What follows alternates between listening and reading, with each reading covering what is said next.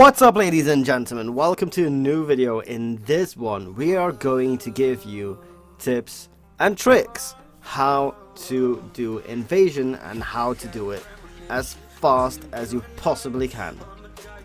Alright, step 1 is literally your base. How does your base look? That is super important for invasion. So first off, I would stash all trophies. Why would I do that? Well, less trophies is less lag is a faster time. Easy as that. Oh no, my secret cryo. No, everyone sees my secret cryo. Step 2 is to make everything as close to your command center as you well possibly can. So for this, most important is your dragon teeth. So go into, oh, I can't even go to the base editor, but make sure that you get it as close as you possibly can towards your command center. The closer the line of units that spawn depend on where the furthest building is located. So make sure that everything is as close to your base as you most possibly can.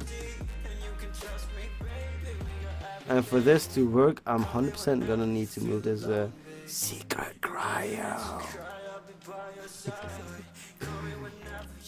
But yeah, make sure you do that move. That's also a reason why you would need to stash all your trophies, because most people have the trophies all over the place. So we moved all of them close.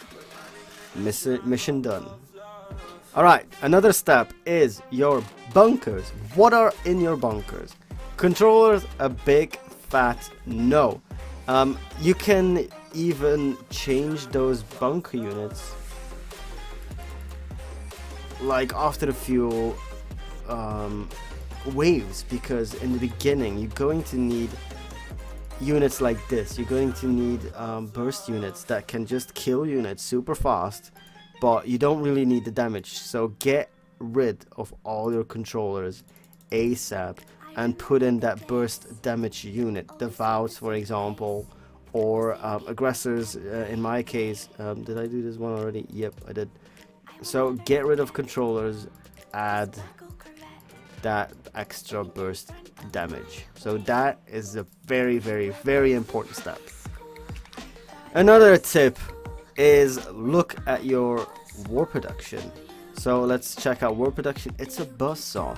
A buzzsaw is probably one of the most useless units. So what do we want? We want something that hits and is fast. So sharpshooters are not fast whatsoever. Sentries are fast, but their damage per second is significantly lower and is kind of straight up bad. Even though I'm probably going to use it for now, so set up sentry as my war production unit. In here, in your airfield, it's, oh snap, go to war production. It's probably not very clever to have, you know, like a Fury or a Bonesaw, because the damage is near zero. So make sure you have Envoy or Sphinx. So I think in this thing I'm going to put Sphinx in my war production unit. And for the last one is your war factory.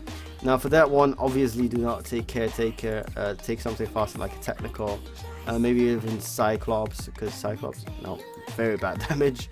Actually, maybe even a Vindicator. Look at it, 150k, 130, but it's super fast. So let's put technical. They need more war production units, that's 100% sure. So something fast. That is another great tip for you. The next tip is going to be last stand units. Now, can't forget, Academy and Tech Center can have a last stand unit in there. So for example, I got an Absolver, Aggressor in here, and in this one I've got last stand. I actually got a Lightbringer. Amazing, look at that. So make sure it's filled. Make sure out of all the buildings that are the furthest, make sure Academy is that building that is the furthest away. So just in case they get through your line or whatever, yeah, that they spawn ASAP and they can just attack with units. Another tip that I can give you guys is, as you can see, your bunkers need to be the last. buildings outside. So you know, the furthest ring you've got, the bunkers need to be outside. And then the next tip, the next most obvious tip is just simply watch my video. Watch my video on invasion, wave 1 to 10. There's timestamps right here if you want to go to wave 2, wave 3, wave 4, and so on. It's all here. Look at it, it's all there. Why is this important? You need to watch it. You need to see, for example, wave 7. How is wave 7 gonna look like? This is literally why I made a video. Not for time, but to know where everything is going. So okay, first wave is down under, second wave is up there, third wave is here, and so on and so forth. You need to somewhat study the wave before you hit it. And then the most important tip of everything is, well, focus on your platoon. Look at your platoon. Look at it. What units are you going to use? What's going to be in your defensive tune? Super important. Like, I just finished wave 10, and I did it somewhat more serious. I'm pretty sure I can knock off more seconds. Maybe I can knock off half a minute, but that's about it. So yeah, look at your tune. What is your tune like? The best tune is obviously going to be a mix, I feel like, between Helios and Soul Runners. But maybe if you do all Soul Runners and design your entire base for survivors, then maybe you will have a crazy good time. I don't know, I haven't tested it, so I don't really know for sure. But yeah, know your tune and adapt to it. I started with a bunch of Devouts in the beginning, just to kill those stupid soldiers. It went super fast, so I needed burst. And then I switched to Helios and Soul Runners. I don't recall what wave, maybe wave 4-ish, something like that. I had a mix between Devouts and Helios, and then I switched over to Soul Runners. But yeah, just think about it. Even if you have to redo it again, it's no problem. In the end, I even took Matt in it. Not sure if he did anything good, but I took Matt in it as well. So yeah, know your tune and don't mind changing it. The next tip is, once you study the wave, focus on the last of those waves. Focus on the last set of units. For example, wave 1 goes right, wave 2 goes left, wave 3 goes down. I mean, you're gonna kill all those. Wave 10 goes here, the last wave goes here.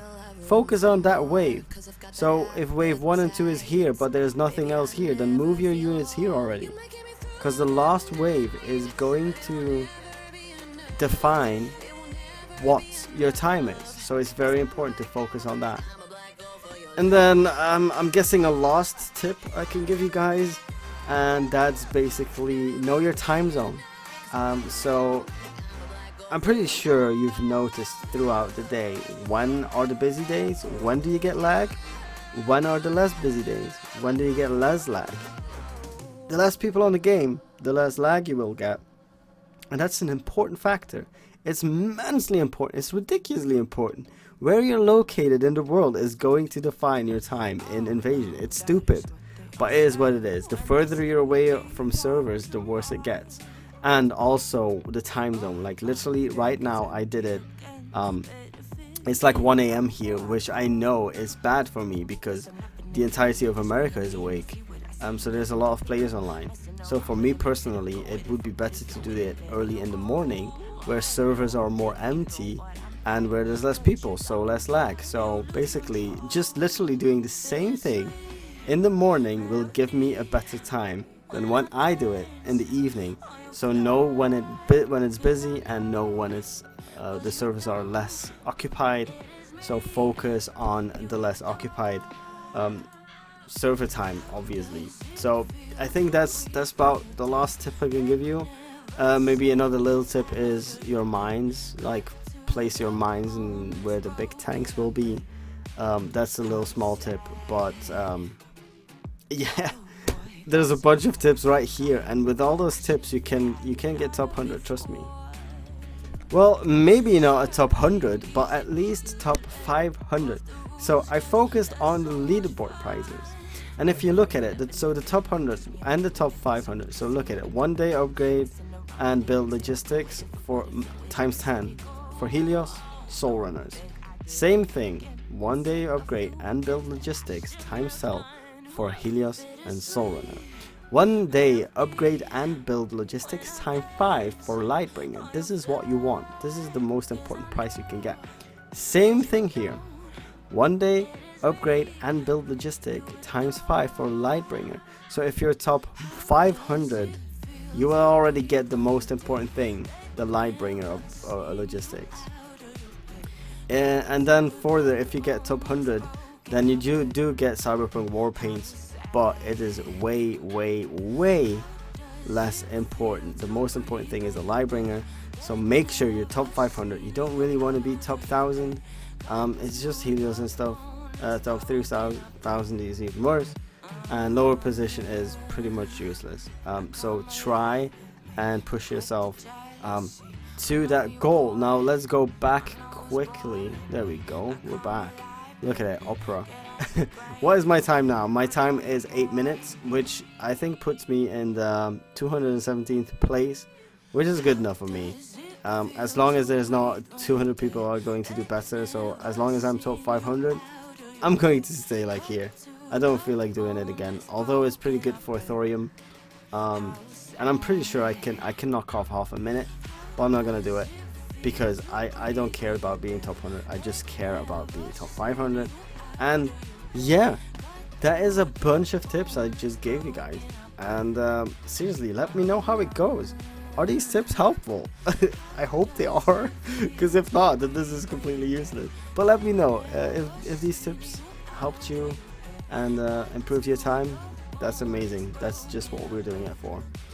Either way, this is it for this video. We gave you a bunch of tips to do Invasion to get the best time ever. I really hope you guys do amazing, and you ladies, of course, do amazing. So hope it was useful, hope it was entertaining, and as usual, please like, please subscribe, and I will see you guys next time. Didn't even get to run.